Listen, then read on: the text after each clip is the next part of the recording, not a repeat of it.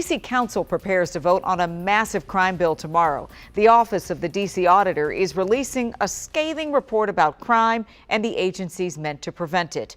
One of the audits shows the Department of Forensic Services is still not accredited and not operating at full performance. That is adding to the struggle to prosecute people for crimes they're accused of.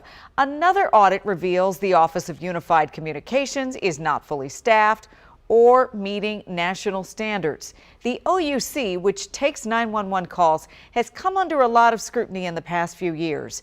In July of 2022, a baby died after a 911 dispatcher sent first responders to the wrong location. And as we mentioned, this brings us back to tomorrow's big vote on DC's crime bill. The Secure DC OmniBus bill has gotten some fresh criticism in the past 24 hours, including from Councilmember Janeese Lewis-George.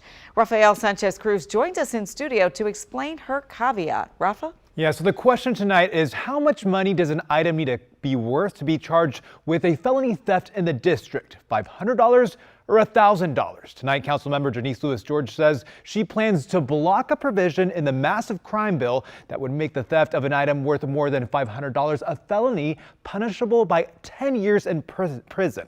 In a series of social media posts, the Ward 2 Councilmember explained why she's introducing the amendment to keep the $1,000 threshold. She wrote tonight, if this passes, someone would face up to a decade in prison for stealing an iPhone. That's the same sentence a person can get for picking up a gun and shooting it towards someone. DC residents have taken to social media to point out the rise in retail theft. That's cleared out shelves and even led to store closures like the CVS in Columbia Heights that you see right now. So how do we address theft in the district? Lewis-George says there's three ways. Strategic police enforcement, which has already started, and busing organized retail theft. That's one of the provisions in the Secure DC bill. And also prosecuting theft cases when MPD makes those arrests. But this is not the only change being considered just hours before tomorrow's final vote. Councilmember Brooke Pinto, who sponsors the whole crime bill, is pushing to bring back taking DNA samples from people facing felony charges.